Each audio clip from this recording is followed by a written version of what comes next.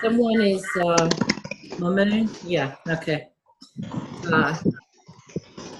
Okay, we ready to get started? So, Gene is with us today. Tony has started off on his journey to go to the Antarctica. And I'm actually in his kitchen. I've got my coat on because I think they were setting the temperature, preparing to go to the Antarctica. It's very cold in here this morning. So we have an opening circle, I think is first on our thing, where we're gonna, everybody say their name, where they're from, and if more people come in, we'll move them back into the circle.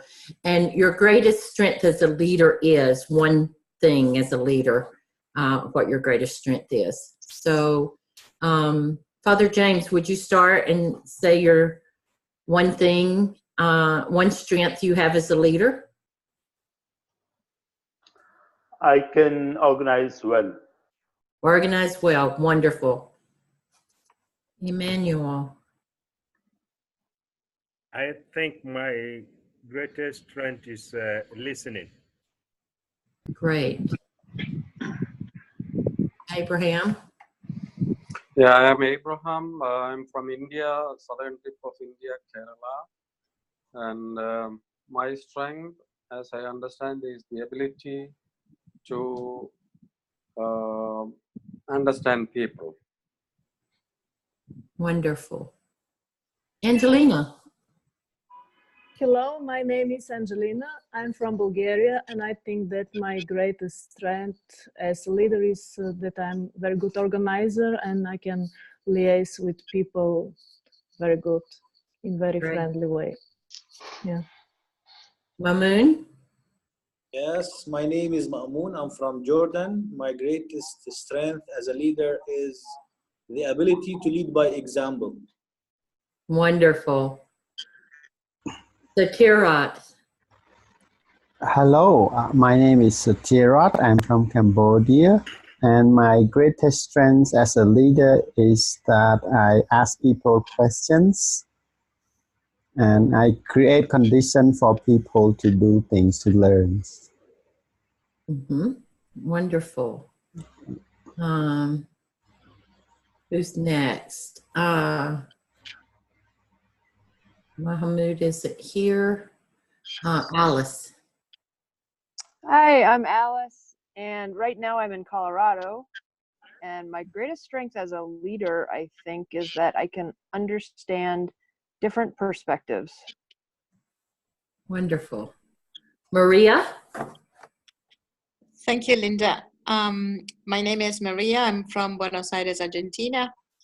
My greatest strength as a leader is the capacity to bring the spiritual to the conversation.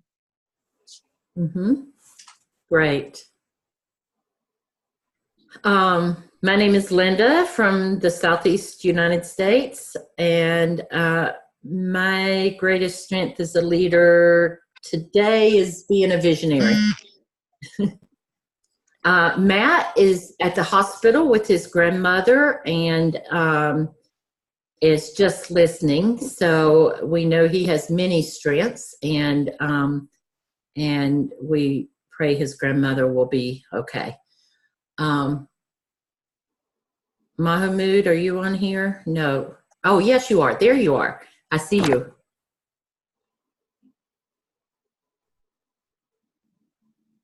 Can you say what your greatest strength is?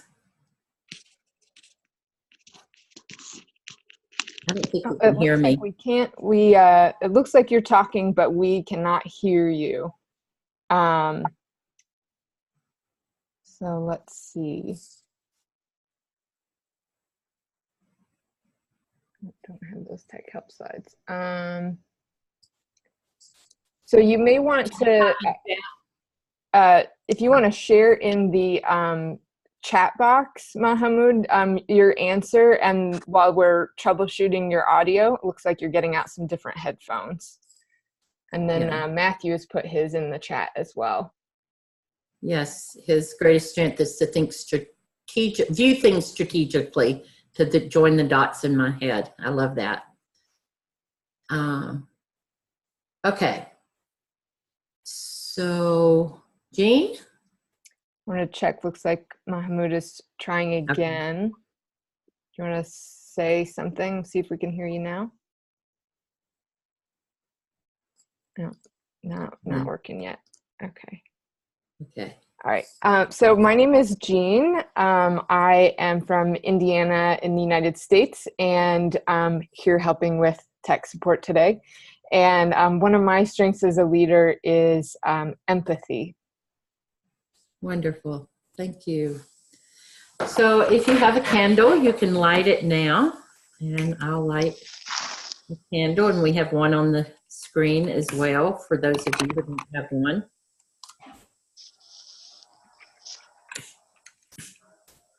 I'm trying to light mine. Okay. Right. And I'm going to share an opening that Subi shared with us in the last training. She volunteered, and I'm just going to share what she shared, and it's a reading. And it goes like this. I noticed something about people who make a difference in this world.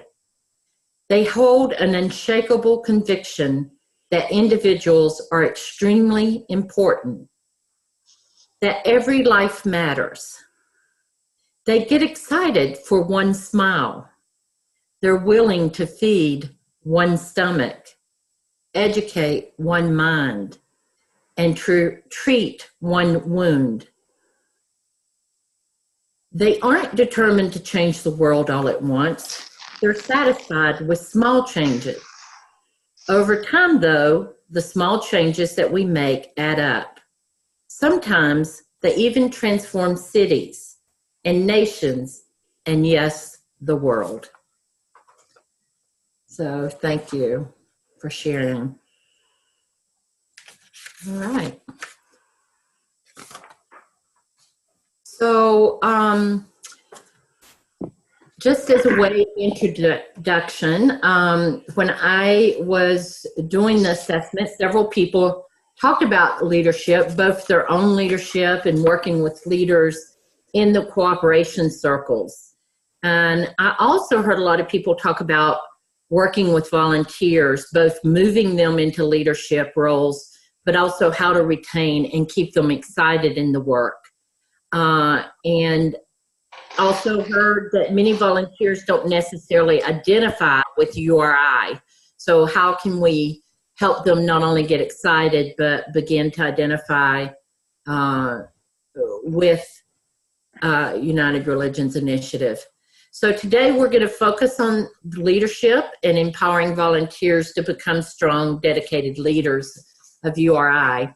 And I want to thank Matt for helping me with the training design and helping me be aware of some things about organizational practices at URI, and deeply appreciate that.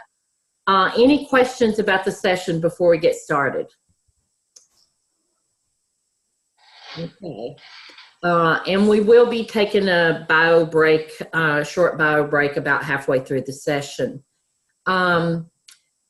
As always, we're going to review our living agreements, and I wonder if someone would be willing to read the first paragraph.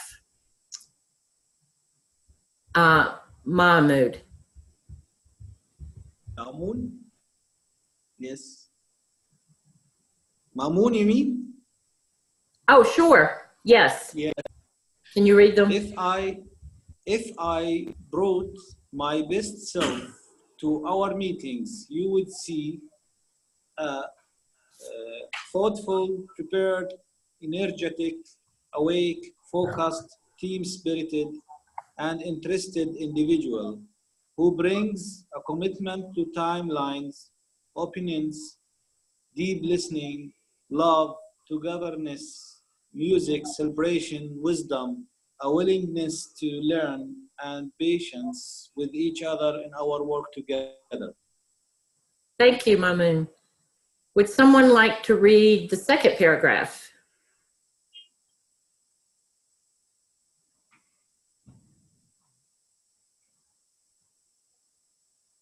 Yes, Abraham. Oh, you're on mute, Abraham. Yeah. Okay. To step into my full power and speak my full truth, I need the group to be open-minded, honest, respectful, present, consistent, sincere, reflective, understanding, collaborative, inspirational, to listen with compassion, to engage in critical reflection, with a willingness to learn and share our diverse knowledge. Thank you. Appreciate that. This is our living agreements. Does anyone have anything to add, or and can you all agree to this? Maybe just raise your hand. Okay. Thank you. Anything to add? Right. I see Thank you there's a very hand up. Flithera? I think are you raising your hand to agree? Yes. Do Yes. agree. Okay, great. Thank you. All right. So what makes a leader? We have this spectrum that some people say a leader is born, and some think anyone can be a leader. And I'm wondering where y'all fall on this spectrum. A 1 if you think leaders are born, and a 5 if you think anyone can be a leader. Where would you fall on this spectrum from 1 to 5? And if you could put that in chat, that would be great.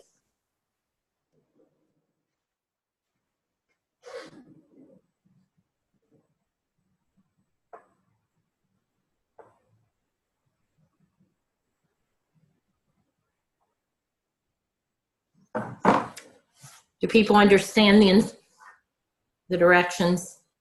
Type in chat where you think you would fall on the spectrum. 1, 2, 3, 4, 5. Where you feel people are born a leader or not, or anyone.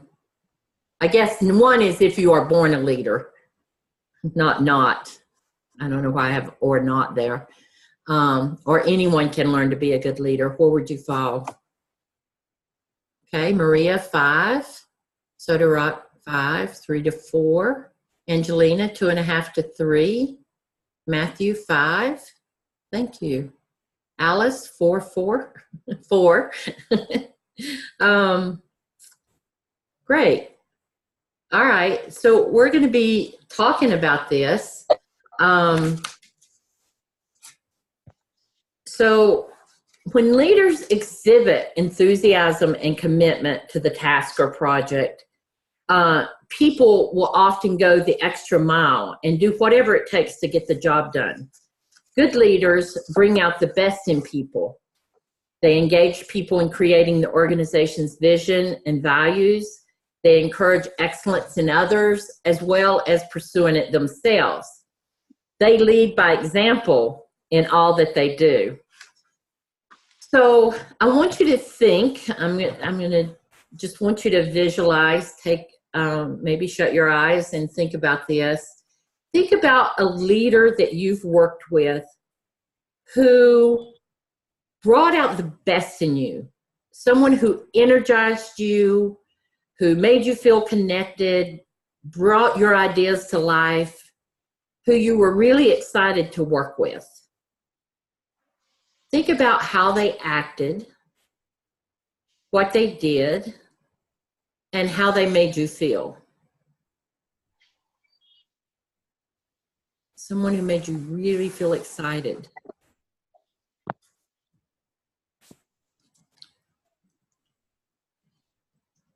Now, I want you to think about a leader who was not that at all, who you did not enjoy working for, what was it that they typically said or did? And how did that make you feel? A leader who was not any of those things.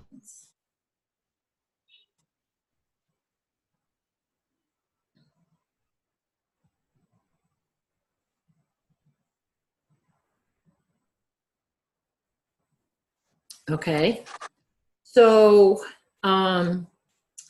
let's talk about how a good leader made you feel.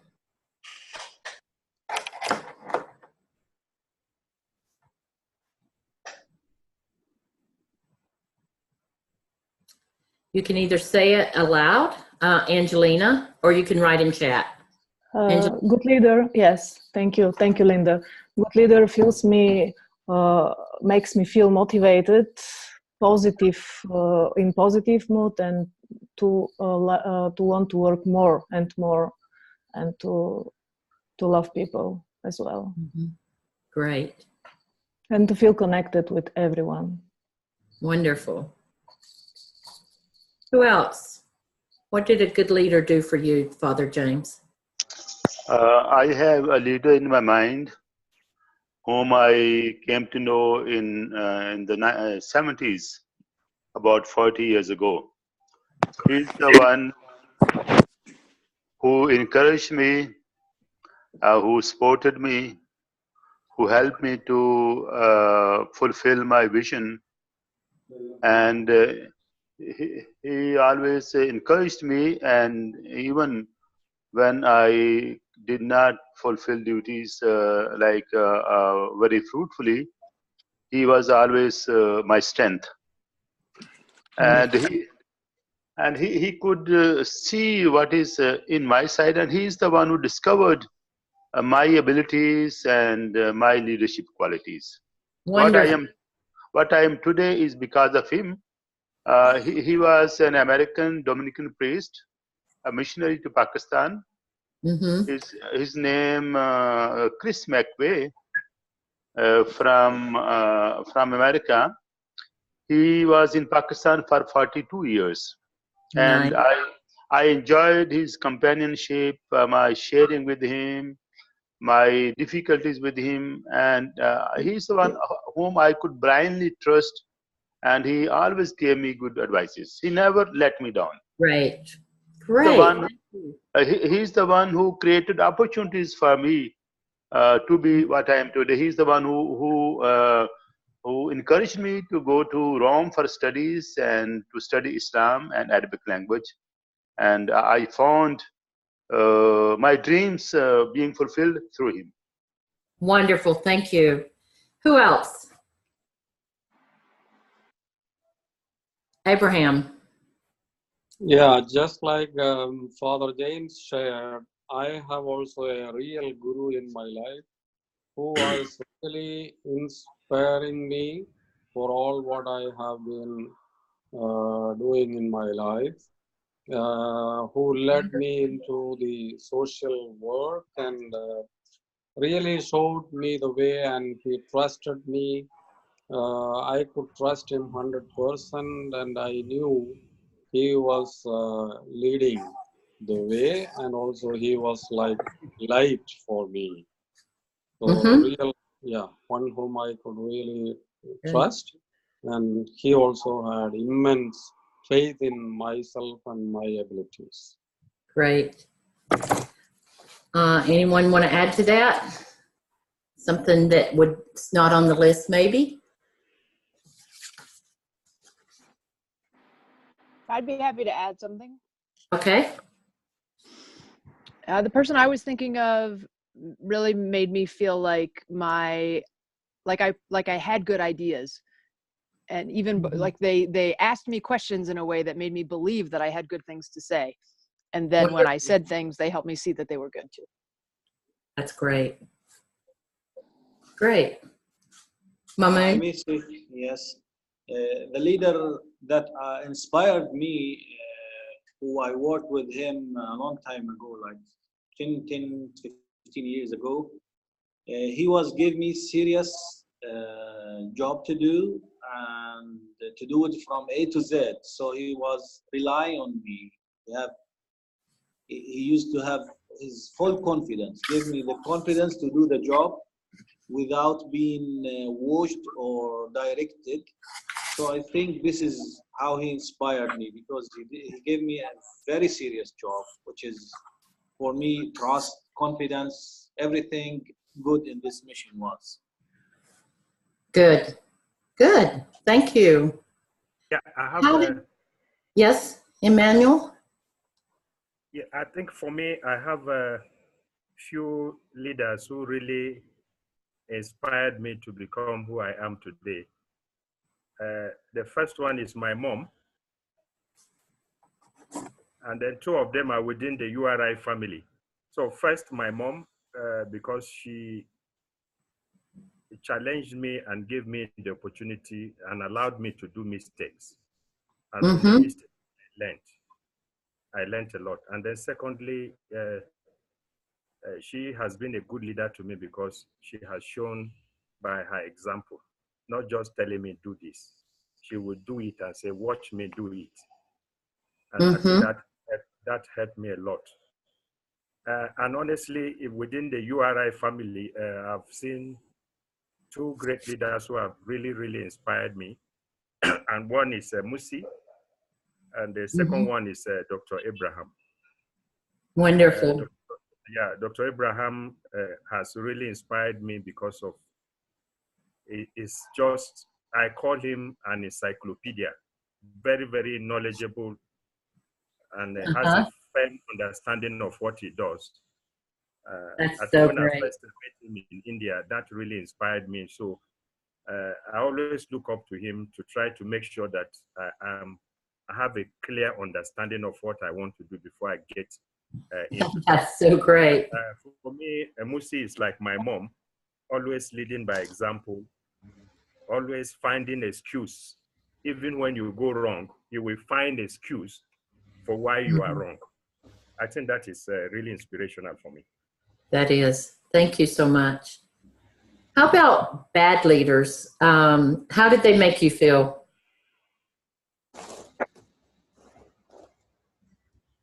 Anyone experienced a bad leader before?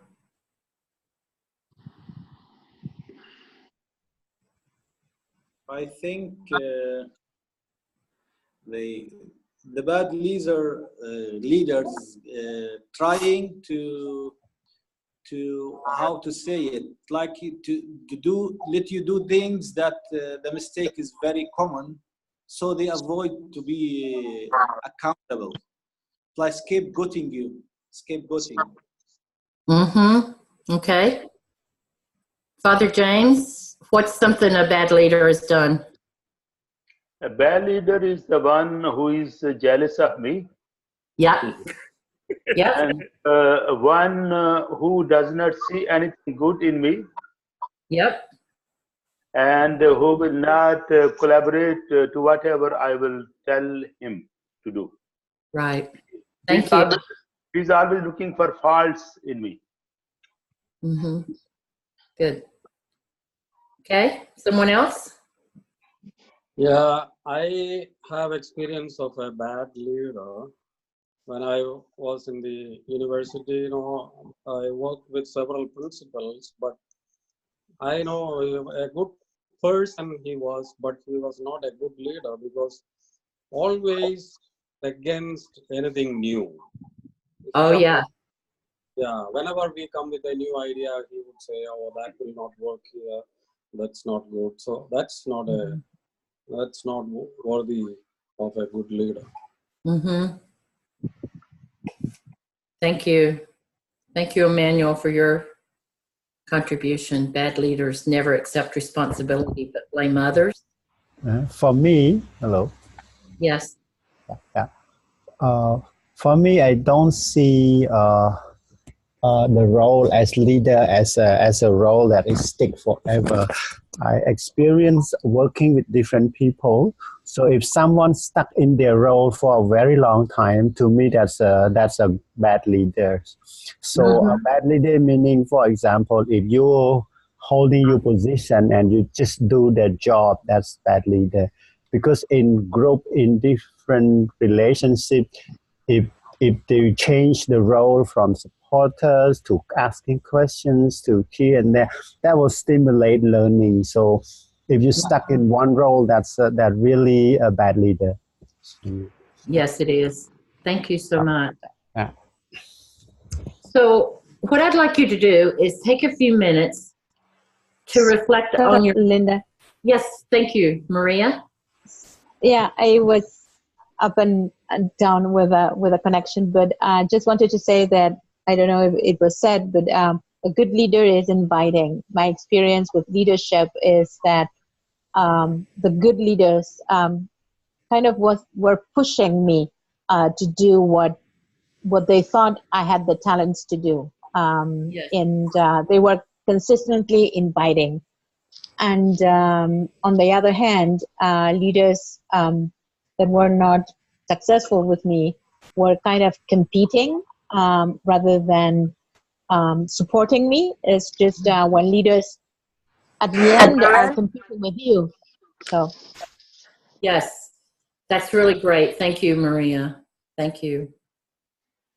So I want you to take 3 or 4 minutes and reflect on your own leadership. And there's 2 questions. One is, what are your strengths and qualities as a leader? And then, what would you like to strengthen or improve in your leadership? What would you like to strengthen or improve? And the slides are on the screen, so if you can just take a few minutes and maybe let me know when you're done. Just raise your hand.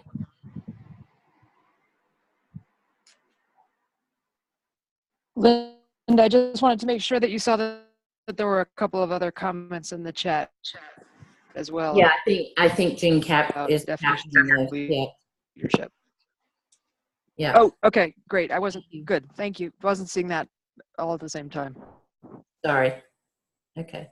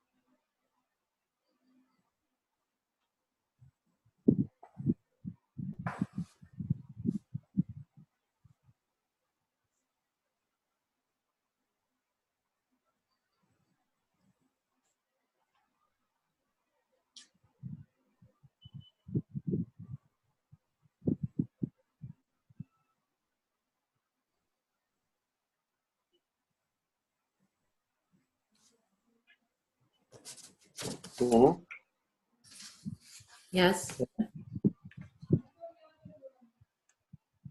എല്ലാരും എഴുതുവോ?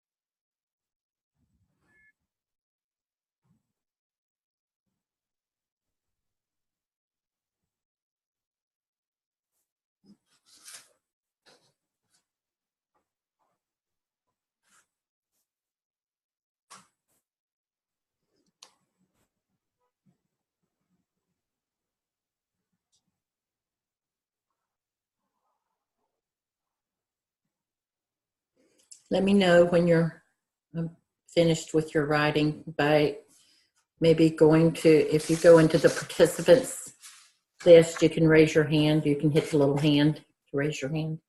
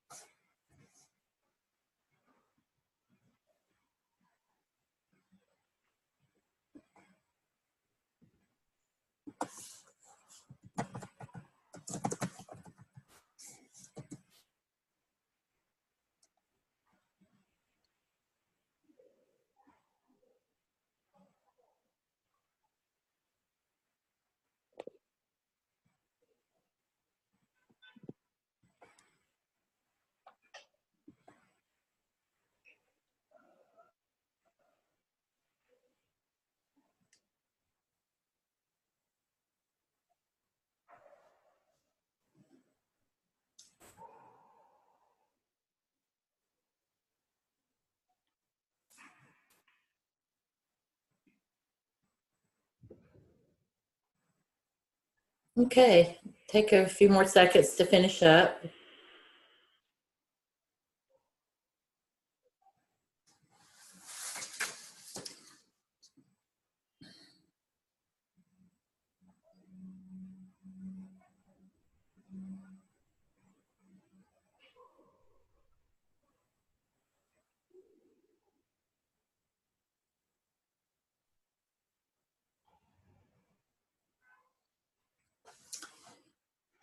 So we're just going to write into the chart. Jean has put a link into it in the chat, and you can just click on that and go to the chart, find your name, and write in a strength you have as a leader and an area that you would like to improve. So if you click in the chat, does everybody have access to that? Yeah, if anyone is using a iPad or a phone app, and it's that makes it a little hard, and you can just type in the chat box instead, and I'll put it on the slide for you, or you can share out loud, and I'll put it on the slide for you. But anyone who is on a computer, you should be able to click that link and type directly into the slide. Yeah, I am using the iPhone, so I can speak loud if you can help me. Sure. Go ahead, Abraham. Yeah, I have several strengths or good qualities as a leader, as I understand, because I love the people and love the society, and I am always ready to serve and to go an extra mile for the good of my people. Good. And I encourage a lot of young people, and I have actually helped hundreds of young ones to come better off in life and given them trainings in so many centers of learning, international centers, etc. I could depute so many. Right. And is there something you would like to improve? Yeah, I would like to improve the technical know-how. We are in a fast-moving world. It's very difficult to catch up with the technological knowledge. This is where I need improvement. Mm-hmm.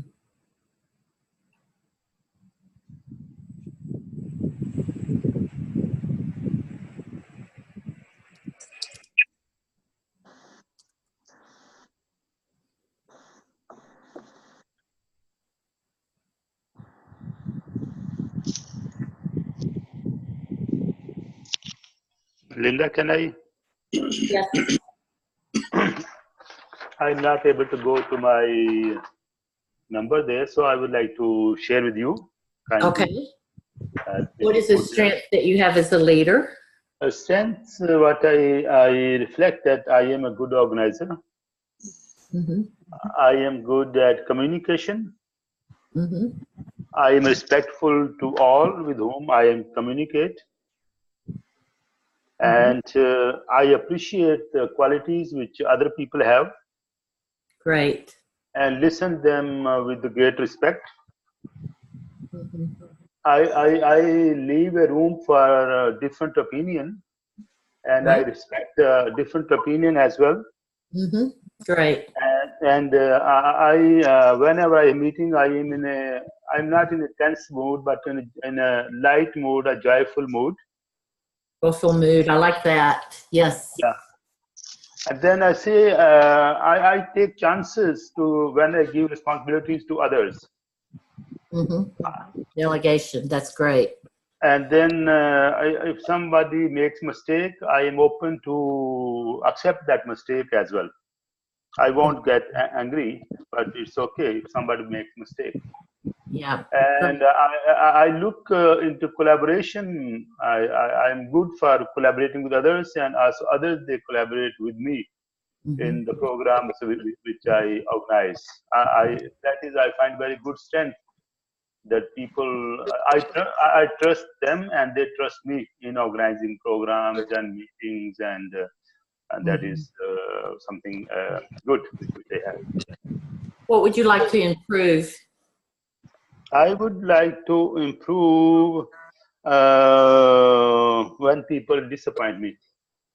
For example, I invite somebody to be a guest of honor, and if that person just sends me a message 5 minutes before the program that disappoints me, I don't know how to overcome this.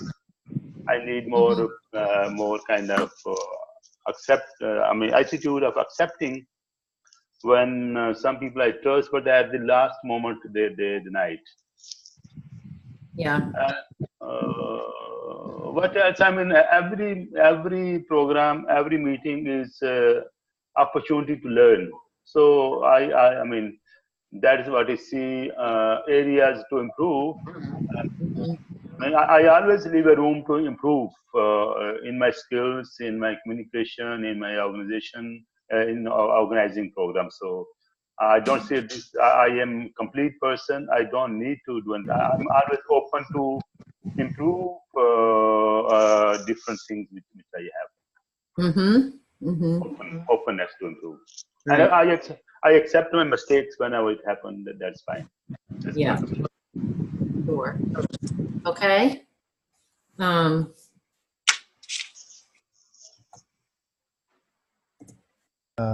Hello. Yes. Sodarat? Yeah, I'm sorry. It's too hard for me to type, so I will just. Okay. Yeah. Okay. My strengths is I'm working on. I can stimulate others to learn, like helping my team to learn, or whoever work with me. So I'm working on that. But there are a couple of things that I want to improve. Considering with the fact that right now there's a great change in leaderships, in how leadership is viewed. So ability to stepping in and stepping out is so important. What I mean by stepping in and stepping out is that when you should take the lead and when you should take the supportive role. So depending on situations, circumstances, then stepping in and stepping out correctly at the right times will make a lot different. So I'm working on that. And another point is to strengthen my ability to gain collaboration with enemy. I mean, people are not enemy, but I mean collaboration beyond the normal collaboration, meaning collaborate with people you don't necessarily like or friend, but you still can Right. work and productive. I think for me that's the leaderships I'm looking at. Yeah, Wonderful. yeah. Task is more important than Yeah. I mean, not task in terms of this, but get things done collaboratively. Yeah. So thank you. This is really helpful, and I'm going to review this again before we go to our next coaching session. But you keep this in mind as we move forward and continue to talk about leadership. I'm going to shift for a few minutes, and we're going to talk about. Well, let me just say, I really appreciate everyone writing all of these things and talking about areas to improve. And I think this is very important for us to reflect on as we move forward and think about, what kinds of trainings and what kind of support you need to continue to improve your amazing leadership skills that you already have. So thank you.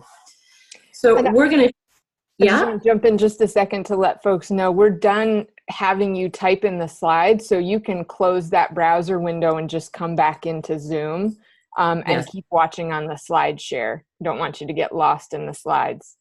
Great. Thank you, Jean. Thank you. When do we come back? Yeah, you can close out the Zoom, the area you were working on in Google Docs, and then it'll bring you back to your slideshow. So I don't know if everyone got a chance to read the 2 chapters that I sent you from my book, but I did. Yeah, you did. Great. I talk about invisible walls, and this is where people who have certain privileges, whether that's by skin color or race or class or gender or education, can usually just walk through an open door. And I sort of draw the parallel that those who do not have certain privileges feel like they're kind of just walking into a wall that those with privilege never see. And you don't experience it, so you never notice it necessarily unless you're with someone that happens with. And I often use this example because when I was very low income, I never thought of myself as having privilege, as is often defined with when you're white in this country. And I never thought of myself as having any privilege because I was poor. And I didn't realize I had privilege until I was with 2 African-American coworkers, and we walked into a restaurant that I had been in many times, and people refused to serve us because there were African-Americans there. And I became really aware of the kind of privilege that existed for me. So I wonder how many people have ever felt internalized oppression around something. I talk about this as been disempowered, or sometimes not seeing and understanding other options. A lot of people said to me, well, if you had to drop out of college, why didn't you go to a different college? Why didn't you do this, or why didn't you do that? And I never understood that I had other options. I use that expression. Some people say, don't put all of your eggs in one basket. And some of us maybe only have that one egg that we know about, or maybe not even have an egg to put in our baskets. We don't see those options and aren't offered those options. it includes not feeling like you can question or challenge, even among your own peers and other people in power, that you're not smart enough, you're not good enough. This is things that I have heard from people and I've experienced myself around oppression. And what happens, what internalized oppression is when people are targeted and discriminated against or oppressed for a period of time, a long period of time, or even generations or their whole life, you begin to internalize and believe those messages. You begin to, it becomes part of your own self-image. So, and you begin to believe the myth and misinformation that society communicates about your group. And this, we see this happen when other poor people attack poor people and blame other poor people for problems they have, or people of color who blame other people of color. I wonder if people have ever experienced this yourself. I know there's many people who have here, and what helped you during that time. So what have people experienced around internalized oppression? What messages have you heard that you have to challenge yourself to let go of?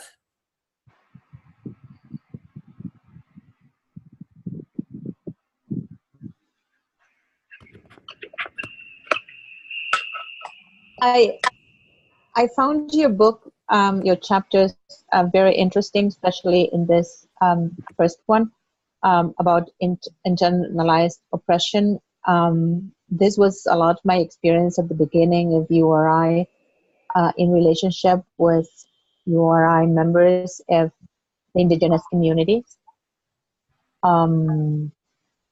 It was difficult for me to understand many things that had to do with an internalized oppression, and until I could really get into that, understand that, and build trust, relationships were very difficult. Mm-hmm. And so this was interesting to see, because I at the beginning couldn't see the difference, because I didn't have the difference, or I didn't feel the difference, and I thought that the relationship was built with that trust, but at the same time I couldn't. Yeah, at the beginning I couldn't see this internalized oppression as something that people were bringing to the dialogue, and I had to understand before working together and build trust too. Yes. Yeah, I have several experiences of this kind of internalized oppression, especially in two fronts. One within my church, when I was moving several resolutions for the ordination of women in my church. I belong to the ancient Indian church, St. Thomas tradition, but my church authorities would never allow women to be ordained. So I had to face stiff opposition on several occasions because of our plea for women rights within the church. Mm-hmm. The second front is the opposition we faced when we were interfaith, activists. So from within the community and from outside the community, we had to face several oppositions, because Christians, they say we are sacrificing Christianity, and the people outside, they say you are simply in the guise of conversion, you say openness, interfaith, etc., but that is another means of conversion, etc. So we had to face several so much of opposition from within the community and from outside the community. So we always feel we are, you know, isolated, and several occasions when we become disappointed. But, you know, because of the inner strength and because of faith in ourselves and faith in the Creator, we have been able to move so much forward in That's both, great. both fronts. I want to read what Matthew also wrote. Thank you, Abraham. When I started getting involved in interfaith work almost 15 years ago in my late teens, I think the message I internalized a lot was that interfaith spaces were not built for young people, did not consider how to be more accommodating for us, and yet also chastised us for not showing up, and put that burden on being a representative on the few or only young people attending. What helped was joining with a few other young people we would find, and then a few more, and so on, and building communities of solidarity where we could also strategize and organize to agitate for change. I see that this is still a struggle young people face in interfaith, less so in URI now, but also more work to do. That's great. Thank you. Who has personally experienced internalized depression that maybe they still struggle with some? Yeah, hello, Linda, I'm here. Thank you. Yeah, I think for me, I think just like Matt said, and I think reading from your book also, when you talked about institutionalized oppression leading to internalized oppression. When I had the privilege to be in India in 2007, I had been doing some kind of interfaith work while I was still in school, in the university. But when I got to India in 2007 to see His Holiness, I think by the time I came back home, that was when I began to organize these interfaith dialogue conferences. And it was a very difficult experience for me because I live in a context where Christianity and Islam are considered the only religions. And then for me to come back and begin to work with other groups also, which I identified quite a number of them here who are neither Christians or Muslims. In fact, even in the church where I was a youth leader and now I'm a men's leader even in the church. I had a lot of resistance, and people even questioned whether I was still a Christian or not. I was almost actually giving up because the pressure was too much, but it took a lot of effort to be able to convince people first that I am still a Christian. And to be a good Christian, if Jesus were the one present here, he will show example by relating with everybody because he came for all. So Christianity shouldn't stop me from relating with others. So I think that was difficult.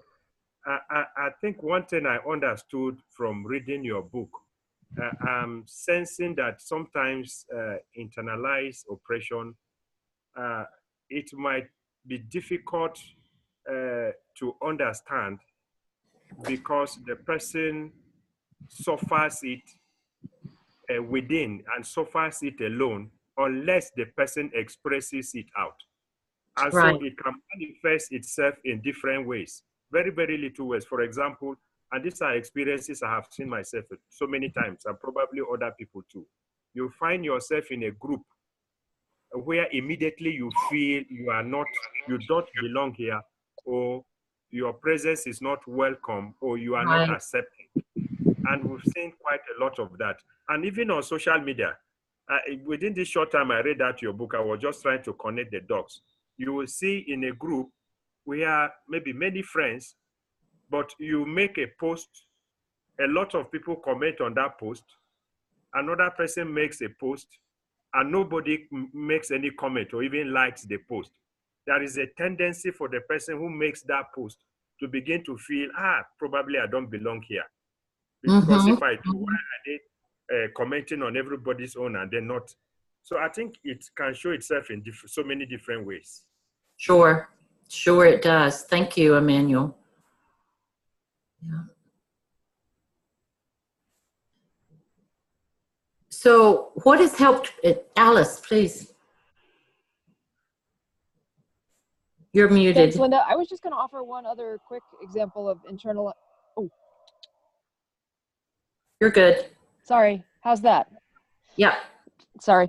I just wanted to quickly offer one other short example about internalized depression, which is that I used to work with young people before I came to work at URI. And I worked with university students, and many times other people, other adults in the community would think that I was a university student because I looked young. And I felt really embarrassed when that happened.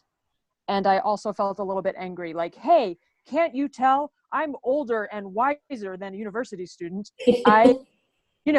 Don't diminish me by telling me that I look young. And to me, that's an example of internalizing the oppression of an assumption that people can easily make, which is that younger people aren't good enough or aren't responsible enough or aren't smart enough. So yeah. Thank you. Thank you. Yeah. So what has helped people when they have felt this kind of thing? What has helped? I thought Matthew gave a great example of building community with others. I think that's a really important one.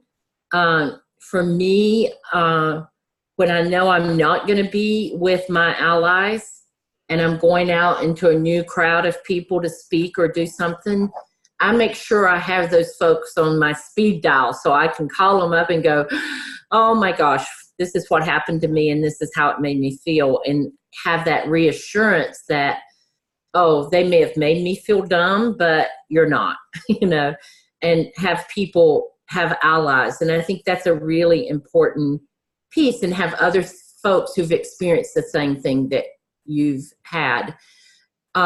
So if we think about this, if people, in thinking about the way that you have dealt with this yourself, what are some strategies to support others who may be feeling this way? If you think about volunteers in the community, they may feel like, oh, I'm not smart enough, or I don't know enough to be a part of this group. How would you help empower and support volunteers that you would want to bring in who may have these kinds of feelings of inadequacy?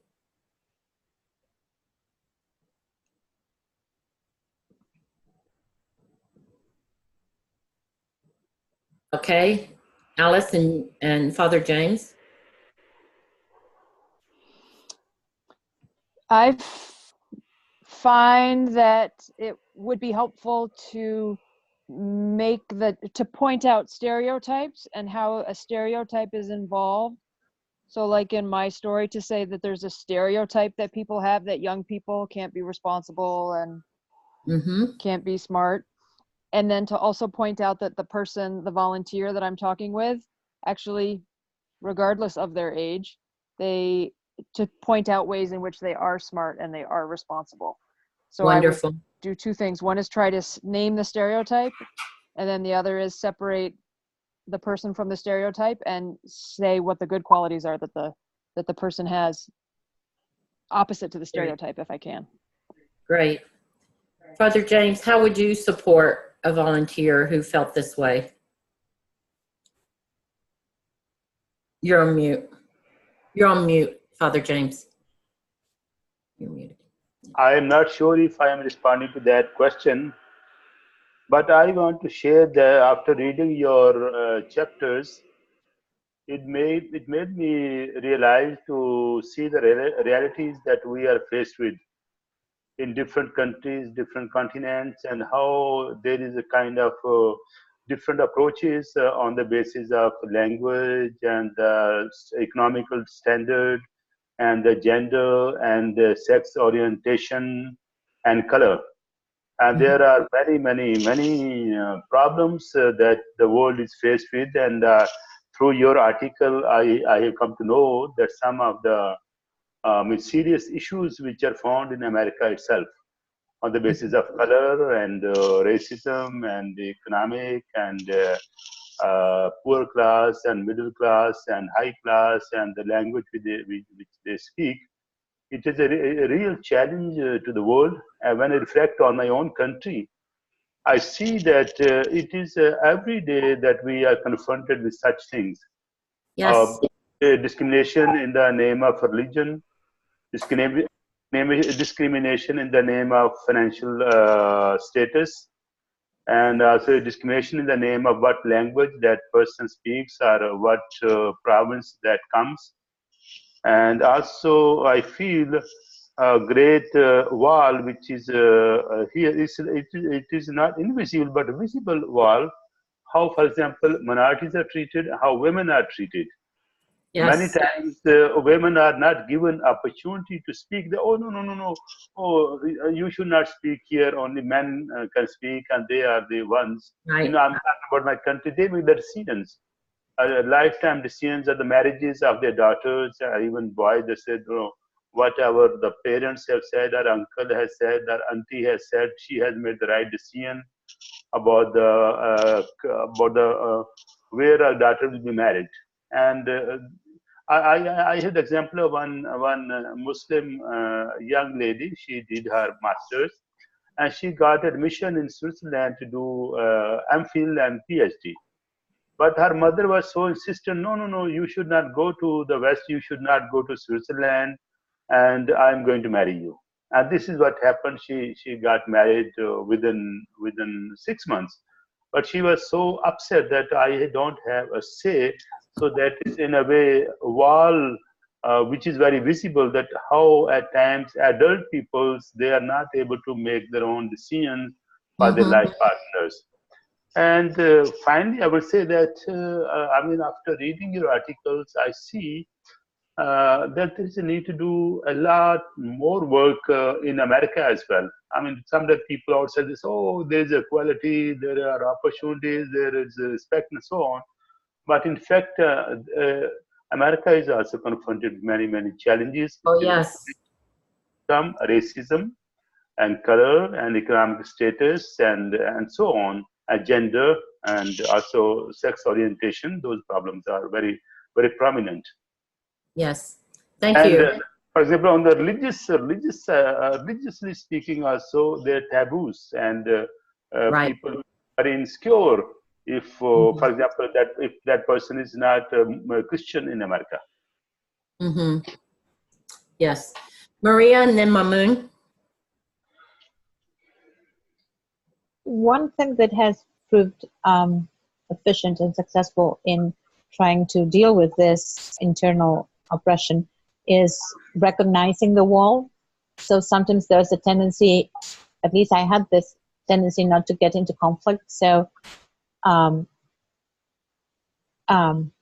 strategy I would say is giving awareness Yes. to the wall, to the conflict, to the oppression, and be able to speak about it with trust, rather than say, well, it doesn't exist, you are wrong, we are not doing this to you, etc.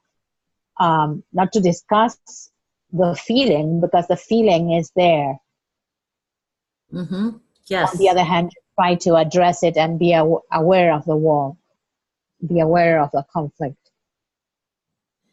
Yes, I think that's really important piece, Maria. And what I find is, if I share about my own struggle of internalized oppression, a lot of other people who have that same oppression will speak up and go, oh, I've been feeling that, but I didn't understand what it was. I've been feeling it.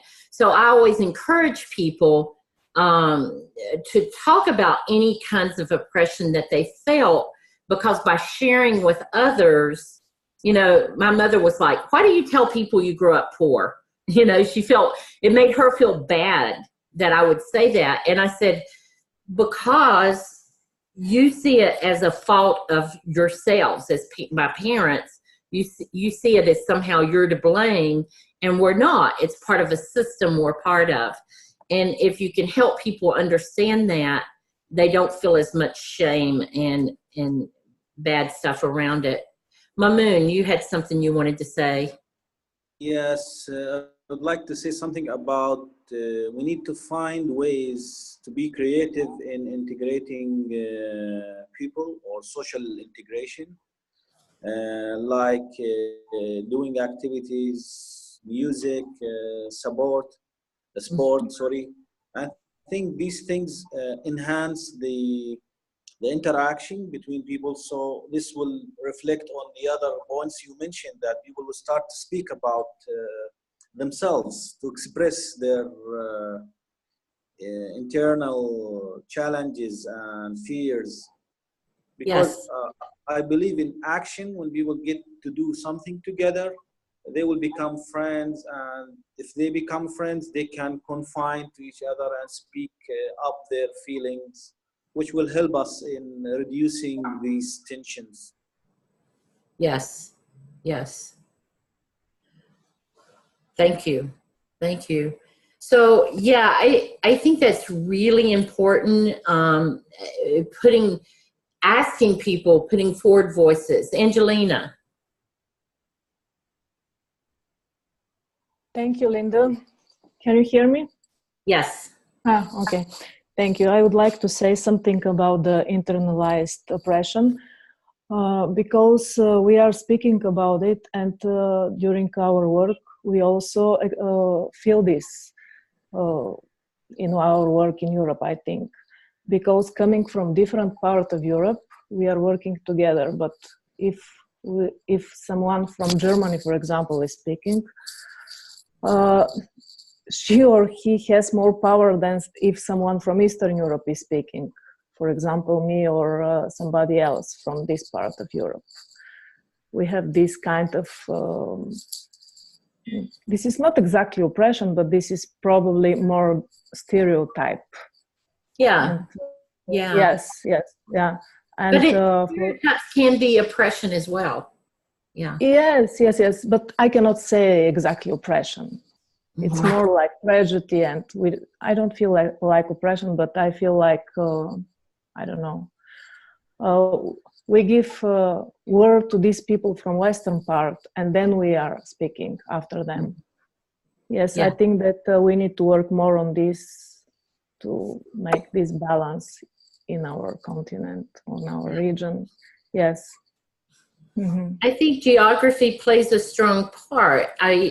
When I go up north, people will say, well, why are all these people in the Southeast in the South so racist or so stupid or so this or that? Because there's a stereotype around Southerners, which are that they're not as smart or as good or as, and that gets played out in TV shows and other stereotypes that then make people feel they're not as good.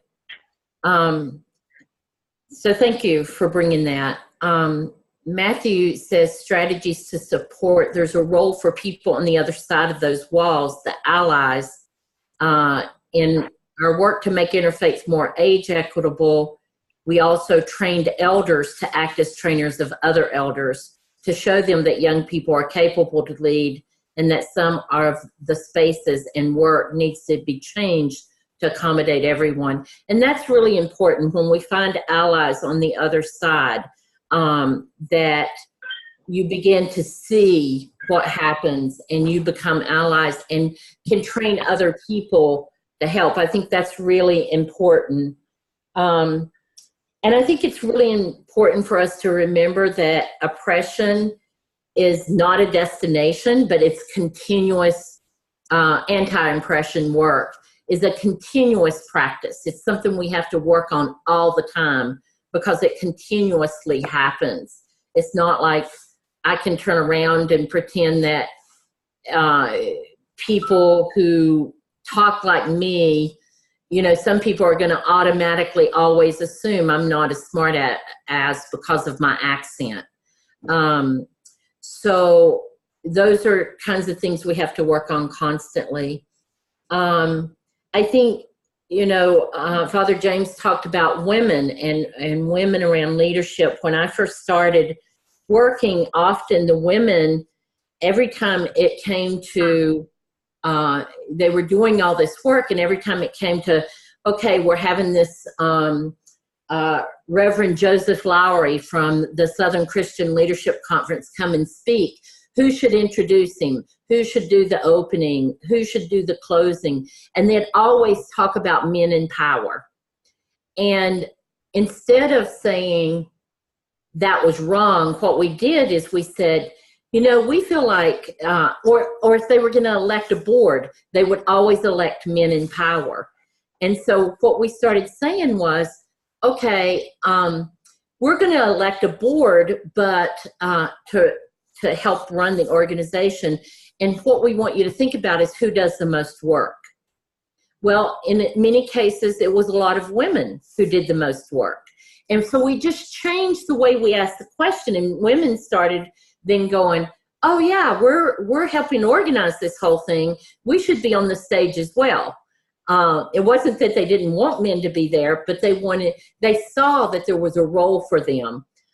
Just because we changed the question of like, let's elect people who do the most work in the organization. And so sometimes you just have to do that way, and put forward voices. And just in closing, one other thing that I often do when I'm working with a low-income group that's primarily in a community is I will put up a round circle and draw it into a pie chart and have all these slices. And I'll say, okay, let's talk about the qualities of a leader, what you need in this organization. And we would fill out the pie chart and with all the leadership skills they needed. And then I would say, okay, who here has all these qualities? And there was never one person who would raise their hand, but I'd say, okay, how many can do this piece of work? How many people can do childcare? How many people can speak in public? How many people will speak to the media? Who can do budgets? And we began to equalize all the tasks so that the woman who said, I can only clean the office and mow the yard, was up there equally in the pie chart as seeing that as leadership. And before long, we kept training people. And before long, she was head of her neighborhood block in turning people out for voter registration and get out the vote. So you begin to let people move into the skills and see them as equally important, and then allow them to grow into these other areas. Some people never want to speak to media or be a public speaker, but when I started organizing, I said, I will do everything except speak in public or write, because I felt I couldn't write, or raise money. And obviously I learned to do all of those things because I had mentors and leaders who helped me be able to do that. So thank you for sharing this. There's one more from Father James. The need to create awareness is really important. Need to identify the issues, accept it, and make a strategy to overcome it. Invisible walls need to be demolished one by one. It will not happen overnight. It's the long run, change will come and the walls will be demolished. Thank you, Father James. That's a beautiful point for us to take a break on. We're going to take a break for about 5 minutes and let people get up, get something to drink, go to the bathroom, whatever you need to do. And we'll come back and we'll be talking about volunteers. Thanks.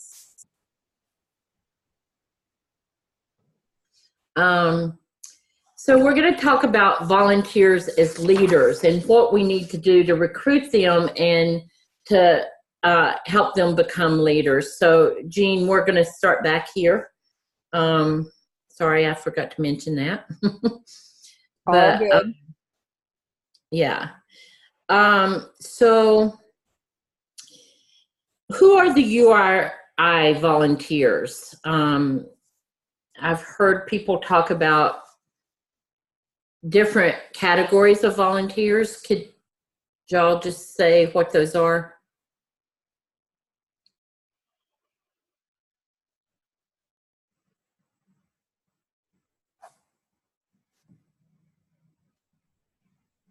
Someone want to say who the URI volunteers are? I may say something.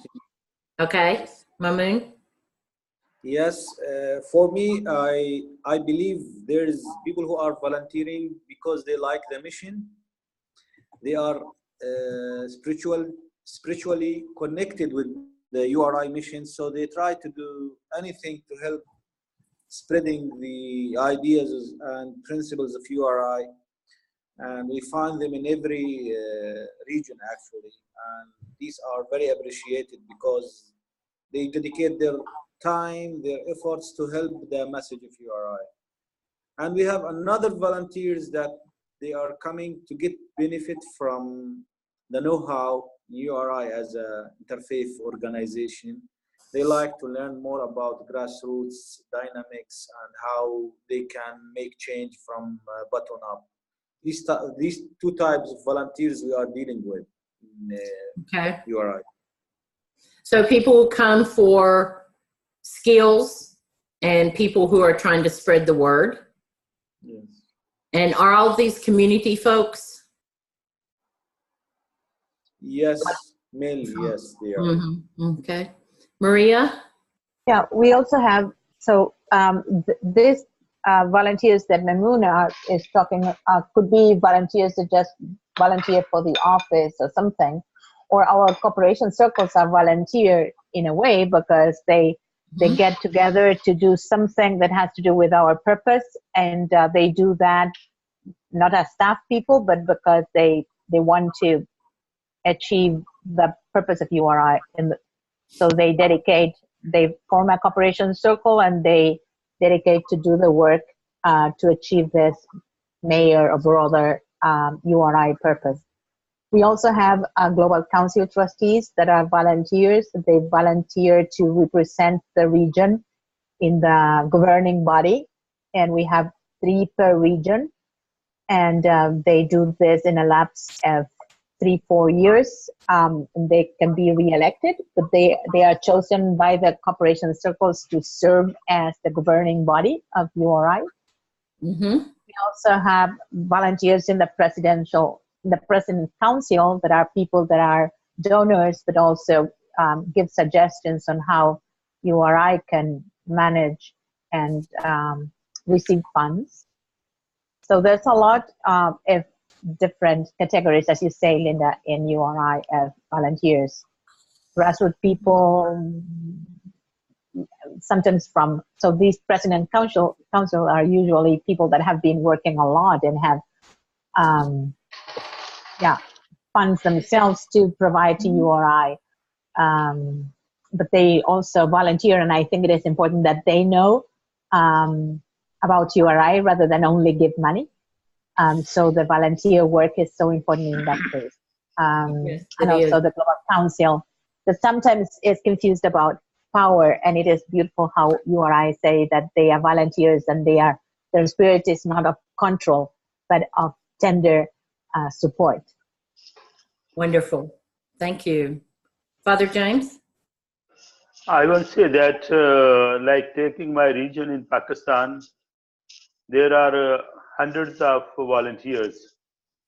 There are 62 cooperation circles, and all cooperation circles, they are working voluntarily. Right. And this coordinators of CCs and their assistants and their secretaries and their staff, I mean, they are working voluntarily. So we have many women volunteers and youth volunteer and leaders of different religions, Muslims and Christians and Hindus and Sikhs, who offer their services voluntarily. So there is a great spirit and great urge, not urge, but a great kind of desire, wish to work for URI on voluntary basis. And while offering these services, they feel joy in it. that they're part of this international organization, and they feel proud in voluntarily working for it. And also, we know we cannot afford any single penny to them, so they're all working voluntarily. Okay. So what we're going to do is we're going to go into pairs, and I think we'll leave Matthew out of this pair of connections because he's not able to talk unless you let us know otherwise, Matthew. But what I want you to do is tell a story about when you've been excited to volunteer and when you actually came back again, like you just didn't volunteer once, but you kept volunteering. And we're going to share that story about what I want you to talk about is what were some of the things that made it exciting and what was it that brought you back? And so when we come back from the small groups, I want you to talk about these two things. What made it exciting? What brought you back to volunteer more than once? Yeah, Matthew's going back into with his grandmother, so he's going to be less present for a while. So we'll put everybody else in a pair. And if you'll share those stories for about 2 minutes each, and we'll come back in about 5 minutes, and you'll get a 1-minute warning when it's time to come back. And we're going to use that information to think about how we will work with volunteers to keep them excited and motivated. Okay? So, Jean, have you got it? I'm ready. Okay. Everybody, you'll need to accept to go into a room with someone else, right? Yep. Okay.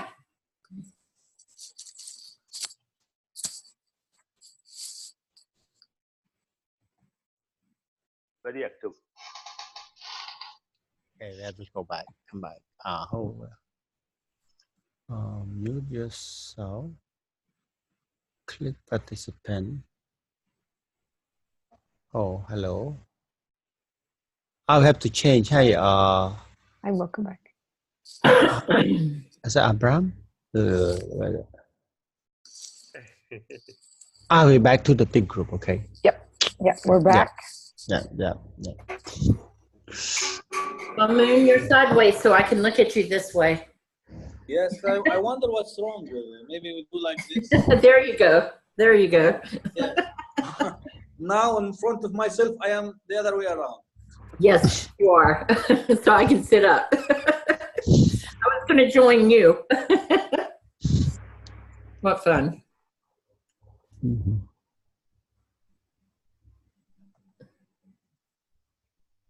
Is everybody coming back? Yep, they should all be back now. Okay. All right, great. So to report out, what brought you back to volunteers and what excited you? What made you feel excited? So we're going to list those things, and what I'm going to ask is that people go around and just list one thing, and then that way we'll get everyone to be able to speak, and then if there's more things afterwards, we'll continue to list until we've got them all. So Angelina, would you like to start us off? Yes, sure. Thank you, Linda. It's one thing which I will list it here. It is working with teenagers from different religious traditions. So working with teenagers, okay. Mm-hmm. Mamoon? Yes, I from time to time I give a free training for management and life skills. So what's make me need to do it again is seeing the impact on people's lives. Seeing the impact, great. Okay, Maria? I feel the invitation to do volunteer work feels good. It is kind of gives you self-confidence, and I was so happy when I was invited to do something, and that gave me energy to do whatever, because I love to be invited. So you love the invitation. Yeah. Yep. Okay. Father James, what's one thing that you... I want to say, can you hear me? Just a minute. Yes, I can hear you. Yeah, I would say that to come back was the passion to work for peace and interfaith harmony, and it also gives satisfaction and inner peace and joy. Okay, wonderful. The passion and satisfaction and energy. Great. So Tarot. Oh, okay. I'm fine. I think the feeling of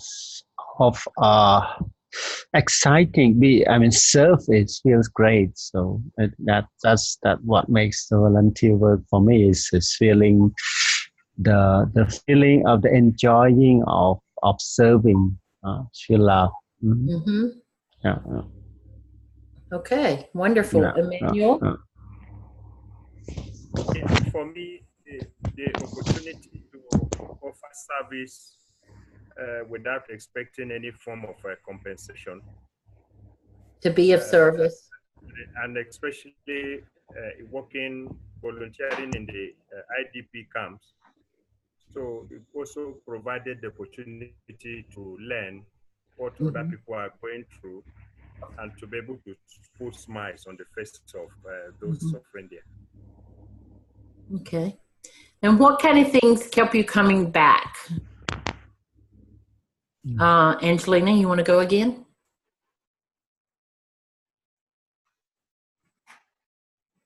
Sorry, can you repeat the question, Linda? Just continuing the conversation, like were there any other things something that kept you coming back?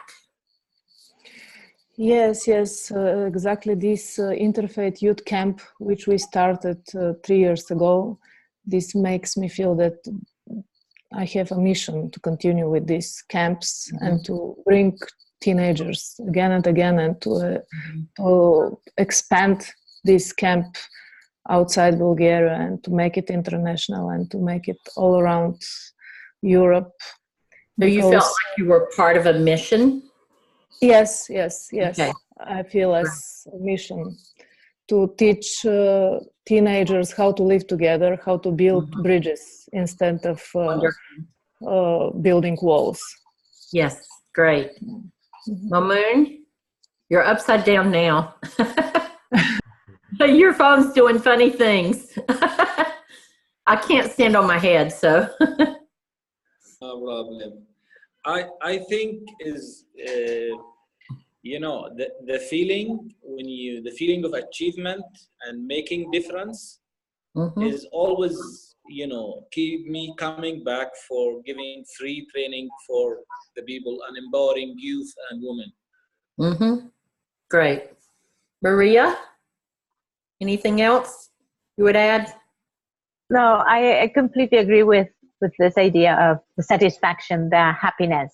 I have always been very happy in service. Great. Are there any other things that anyone has that they talked about?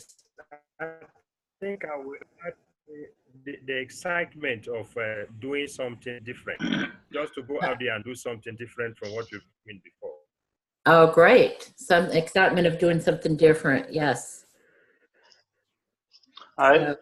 Linda, I will say that I'll be leaving in 5-7 minutes. What's that? I'll be leaving session in 5 to 7 minutes. Somebody is coming to visit me. Okay. So I'm enjoying it, but I have commitment. So in 5-7 minutes, I'll be leaving. Okay. All right. Is there something anyone else did that helped you to come back? That somebody else did that brought you back in?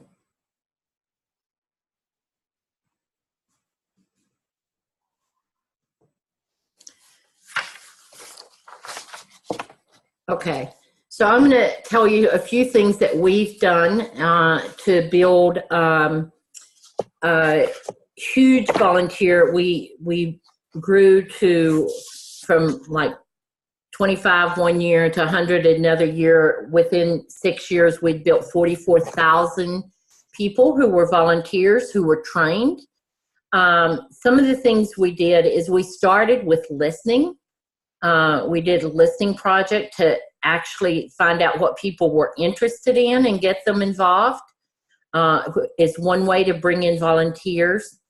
And one community we worked in, at first it was really hard to get a few volunteers, and the thing that they had said they were interested in this little town, which over half the houses were below living standards and didn't have running water or bathrooms. But one of the things that they were interested in was also the fact they had to dump their trash in a field across from their house, or bury their trash because they had no trash pickup. So people wanted dumpsters, and there were so many problems in this community. We decided to focus on the dumpsters because we knew that was something that we could win and would get people interested. So with only like 6 volunteers, we started out and working on this issue of getting dumpsters so that they could clean up the field and have a place to put trash. And at one point, about 2 or 3 weeks into this effort of getting volunteers to go to city council meetings and county council meetings, the organizer who was working with me said, you know, I went to school with the mayor. I could give him a call and get the dumpsters overnight, you know, basically. And I was like, no, it has to be something that the community does themselves. They have to win it. And so instead of letting him call the mayor, who he knew very well, the people in the community kept working on it until after about 2 months, we won this victory and got dumpsters. And we had a huge celebration in the community that everyone was invited to. So all these people came pouring out into the streets, and we had a band playing, we had food, and we were celebrating the fact they had won a dumpster. And because this community was so oppressed and had so much internalized oppression, they had not believed that they could win on anything or make anything happen. And after this huge celebration, all of a sudden we had dozens of volunteers. So sometimes it's about winning that small victory, not doing it for people, but letting them figure out what it meant to fight for something and win. And then the celebrations, we always celebrated every little win, no matter what it was. We always recognized and honored and appreciated volunteers publicly, as well as doing things like always writing handwritten thank you notes. I can't express how much a handwritten thank you note means to people.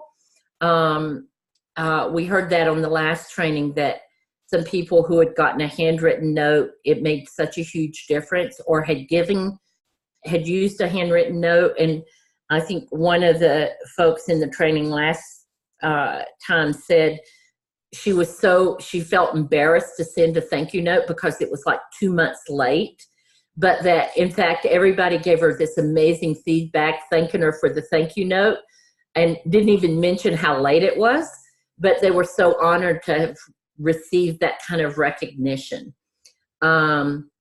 Particular talents, when I was working with the young people and we did the leadership pie, and we talked about the kind of skills that they needed an architectural skills, and they didn't know how to find a volunteer architects. And so as they thought about it, they decided to go to an architectural school, because one of their visions was to build a new school that was appropriate for young people, the one that they would design themselves. And they needed an architect. So they got volunteers from a big university that taught architectural school, and they told the students that they had to come back every year that they were in the school and stay for the whole summer. It couldn't just be a drop in, drop and leave. And these students put the kids' vision into an architectural design that actually won second in the United States. And these became some of the new schools that got built in New Orleans after Hurricane Katrina. And then a huge piece, and I think this is a piece that maybe y'all just didn't think about to say, but because I think it's always a part of what brings volunteers back, is being part of a bigger community. It's like being part of a religious community. Being part of a volunteer community gives you a home, a place to be. And it's a place where you share music and singing and food and parties. And that's a huge piece of being a volunteer, is having that sense of community that people hunger for. And then always training. I think you talked about the fact that you give these trainings and people come back for these skills. That's something we want to continue to offer. And that's part of how you build your volunteer base. So I want to move into talking about, so what does it take to build these strategies and what gets in the way of, you know, everyone I think I talked about the fact, it's slide 29, I think. Oh, no, the slide numbers have changed. I am so sorry. But what gets in the way of us using these strategies to bring in more volunteers, like honoring appreciation and building community and offering trainings? What stops you from being able to take the time to do recruiting?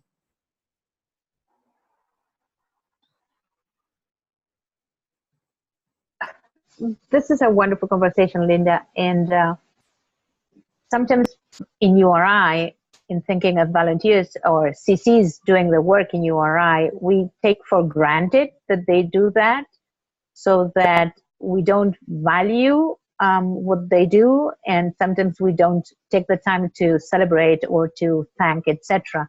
Because if we think as regional coordinators and we know that a CC is doing good work in one aspect, or I don't know, training youth, etc., we should be more careful to go to them and celebrate and and recognize their work and applaud what they are doing. Even if it is Facebook, for instance, people love when I just send a quick note and say, well, this is wonderful work. Thank you for doing that. URI is so proud of you. Simple things. But I think that we not taking for granted that they should do what they do is something that is helpful. That's great. That's great.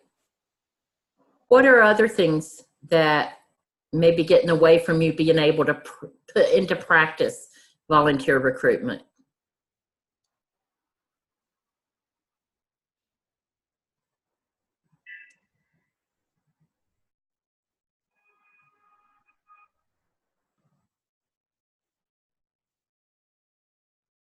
Time might be one, and too many things to do.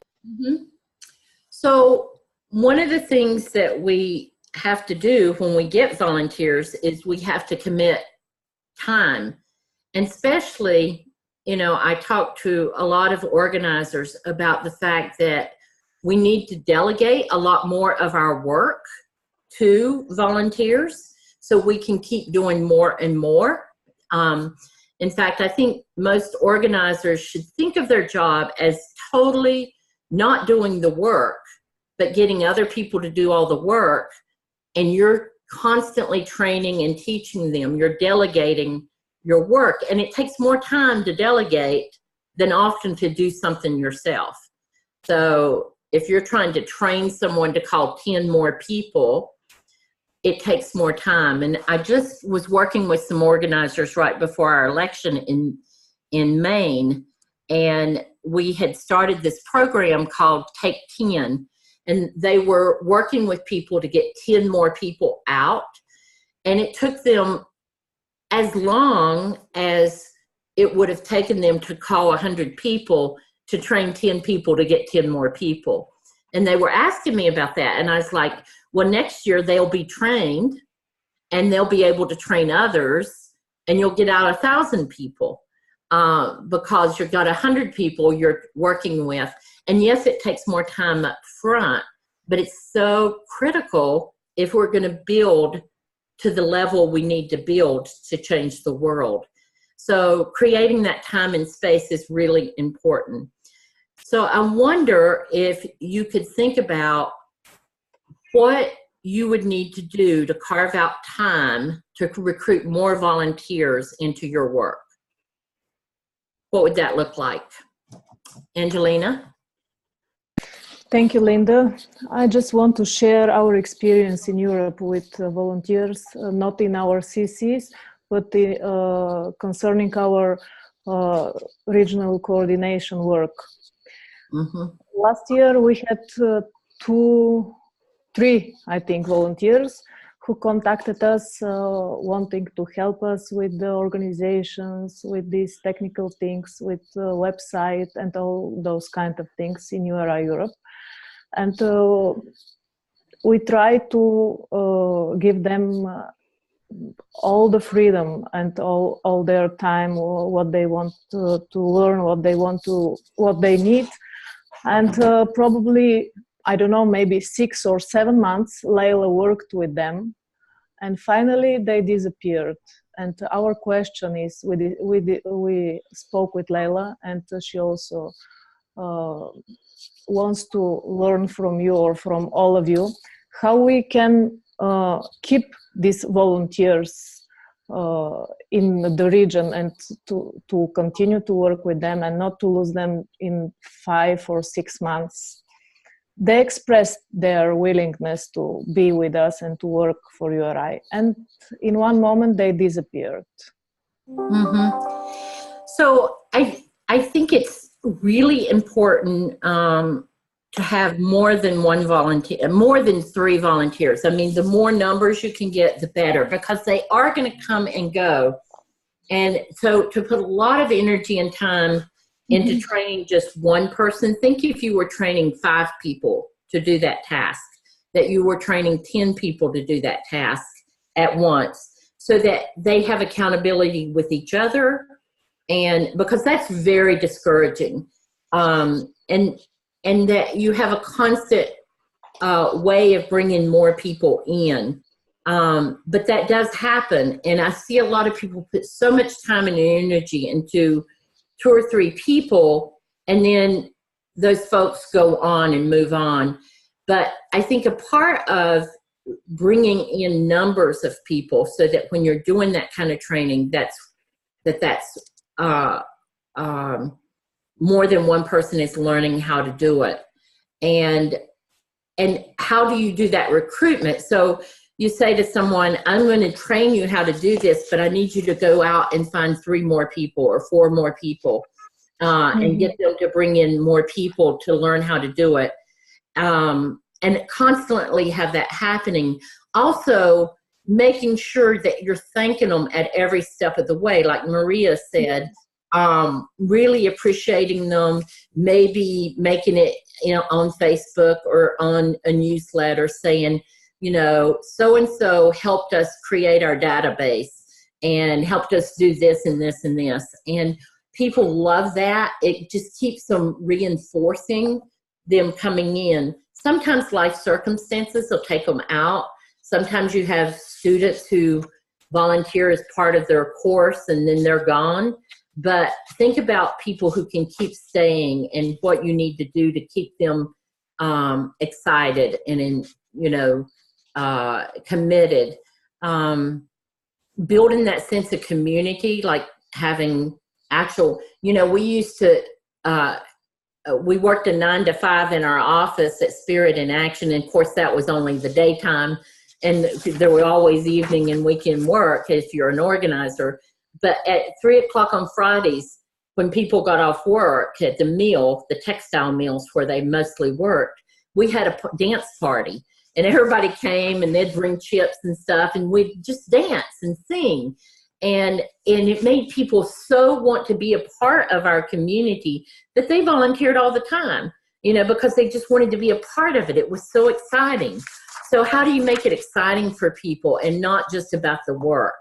Because the work's important, but that sense of camaraderie, the sense of fun has to be a part of the work as well. And so all that takes time, but the more volunteers you get, the more volunteers can help you do that kind of stuff. And I think that's the really important thing. So the fact that we have to put into practice, you know, I think a lot of people talked about not having enough time to do all the work. So how do you create that volunteer base that is doing that, that is growing in a way that begins to do some of the heavy lifting, some of the heavy work that has to happen. And you may end up taking a lot more time in the coming year. I mean, think about it in your work plan. What if you did less stuff for this next year coming in your work plan? I know you're working on in December, but you brought in more volunteers and you spent more time training them so that the following year you maybe can do twice as much or 3 times as much in the third year, and you're beginning to grow. But it might mean slowing down to really encourage volunteers and take some time to really get them excited and get them doing stuff. So if URI is to grow, what is the piece that you want to do as you do your work plans? Think about that in the coming year that could actually help the organization multiply and grow bigger. What would that look like? So we're gonna come back to that in just a minute, because I want you to be thinking about your first step and what that might look like. I want to give this example of, again, another kind of birds. These are Canadian geese, and Canadian geese are flying overhead around this time of year because they're going south of us, maybe down to Maria's, I'm waiting for them.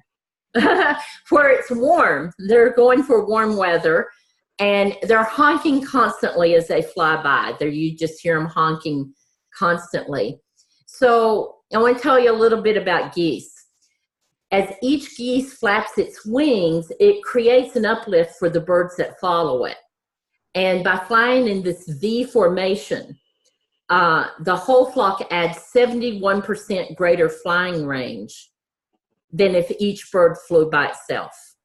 So this is kind of what I'm talking about. When you start getting more and more volunteers, it just brings more people in and more ability to do things. So each bird adds 71% more flying range.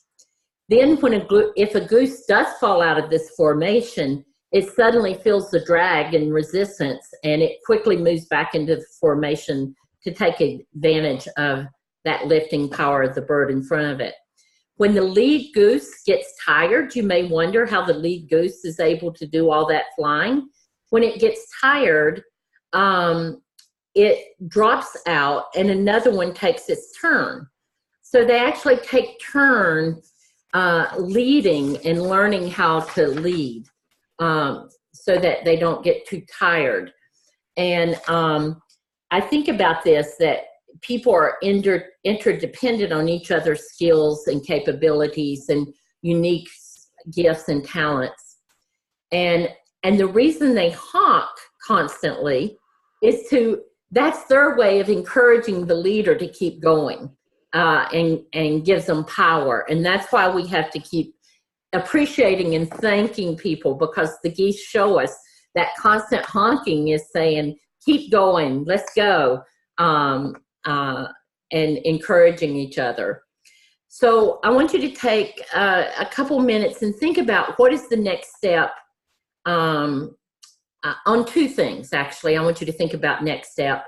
One step is what you want to do to strengthen your own leadership in this coming month.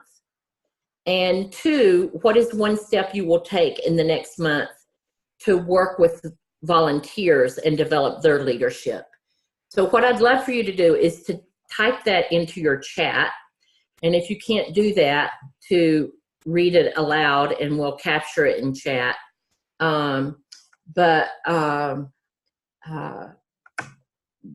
So I think we have those questions on slide, I'm not sure which slide now. They're not on a slide, so I just put them in the chat box. Okay, thank you. What is the first step over the next month?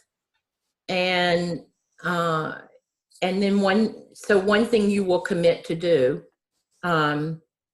toward that, and maybe it's 2 things: your leadership and what you will do with volunteers.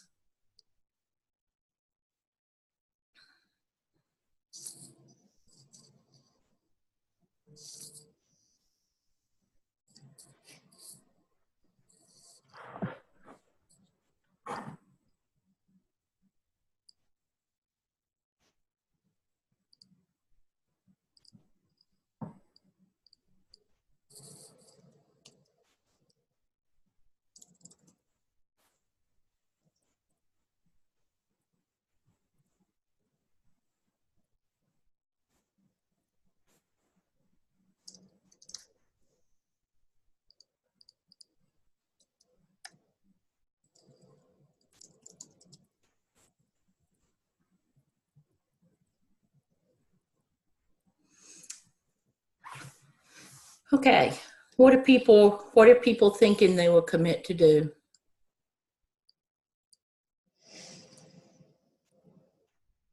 Angelina, what are you thinking? I think that I will encourage those groups who are thinking to apply for CCs, to encourage them to fulfill their application form. Okay. There are 2 groups, one in Hungary and one in France. Okay. Maria, do you have anything that you would like to add that you would commit to in this coming month? In this moment, I think that in order to improve my leadership, I have to do more listening, and so that I commit to do. And regarding volunteers,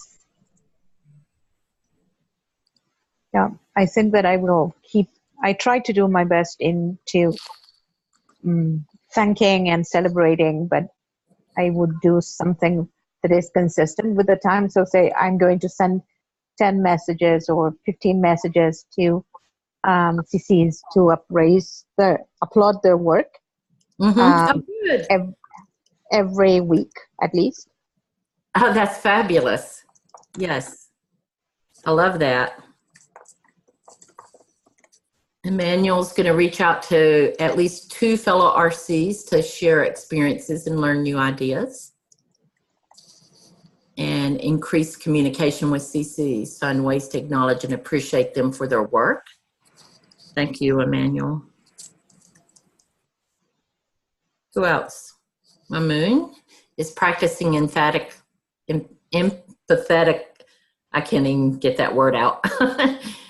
Empathic listening, got it. And ask one volunteer to arrange a workshop on any topic she or he would like. That's wonderful.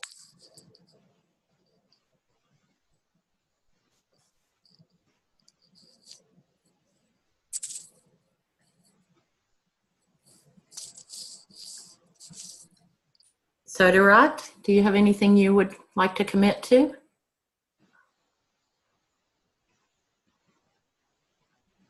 I don't know if he's here. Yeah, I'm still listening. Okay. Yes, no, the idea that you share recruiting more volunteers sounds really exciting. That's what actually the core of the work, and it's create a sense of community. So I'm thinking already about the work with few CC in Cambodia, that Oh, we nice. would, yeah, we would do few volunteer work. So it sounds good to go back to serving. Mm-hmm. Yeah. Okay. Yeah. That's all I would add. Yeah. Okay. Mhm. Great. Yeah.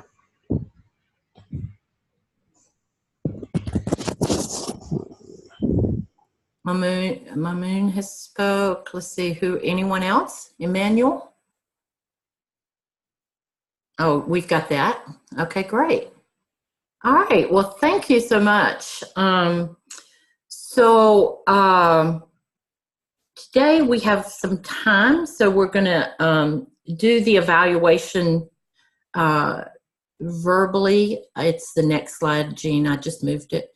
And I would like for you to say, what did you like about this training and what you would improve, because that will help me do better for the next time. So what are some things you liked and what would you improve? And you can type that in. Oh, Matthew, let me just note, said he's going to do some serious reflection and thinking with a colleague on succession planning with one of the programs. Great. Thank you, Matt. It's hard when I don't see you to always capture everything, so thank you. So, yes, what did you like about this training?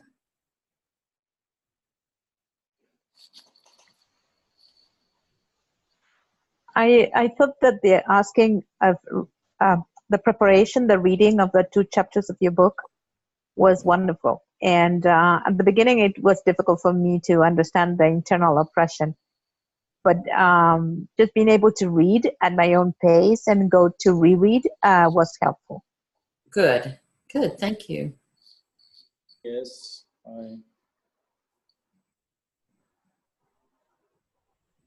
Mamoon? Yes, for me, I like the idea to reflect in what we like about volunteering, about our experience, because this is open in my eye that what I like, just what may our volunteers like and how to return them. I think I got a good idea and a good strategy how to return and keep volunteers engaged. It's a very nice exercise. I like it. Great. Thank you. Anyone else? I got a private chat which I added, which was that it felt participatory and very engaging. Great. What about what you would improve? Angelina? Thank you, Linda. Probably when we are in private chat, we need a little bit more time to reflect and to exchange. All right. Great. I need to say something. Yes. I like the chapters you sent, but sometimes there's a serious concepts that it's better to convey them by some images. I like the way the chapters were structured, but I have to read twice to get the the message, because maybe I'm not a native. But sometimes for us, many words mean the same, like racism, discrimination, these things. So if we have like a kind of examples or pictures, because people are visual mainly, you see and you read, especially from the other language perspective. When we see images, I think this is encourage us to read and understand. Yeah. This is Thank just, you. a note. Okay, thank you. Anything else? Just sometimes we need to, and I think that you did with Matt, that a little bit of adaptation to the reality of URI, of the work, regarding, for instance, volunteer. And if we consider CCs to be the volunteers in URI, or what it is, For instance, I think that one of the challenges that we do have at URI is that we have staff that is paid staff, and CCs are volunteers, and sometimes there's a conflict that comes from there. Who should do what? And so we ask things from CCs that are volunteers, and the feeling might be, well, why don't you do that if you are the paid staff of the region? So I don't know how to do this, but while we are having discussions, have the possibility to bring those things that are specific from URI to the conversation. I actually think that's a very good point, because I think if volunteers understand your job is to coordinate volunteers and not to do all the work, to help them begin to understand that, because I think that often happens, and I think sometimes we let volunteers know we're paid staff, so therefore they think it's our job, but we need to make sure they understand, in fact, our job is to help empower people to do this work. And CC leaders, you know, the more training they can get and support to do some of this kind of work would be great. So, okay, thank you. I hear that there's confusion about the timing of the call. I know that Alice has sent out a sheet that tells everybody the time. Maybe what we can do is attach that each time so people can look up when they're supposed to be on the call. So that's a challenging one that people have to look at.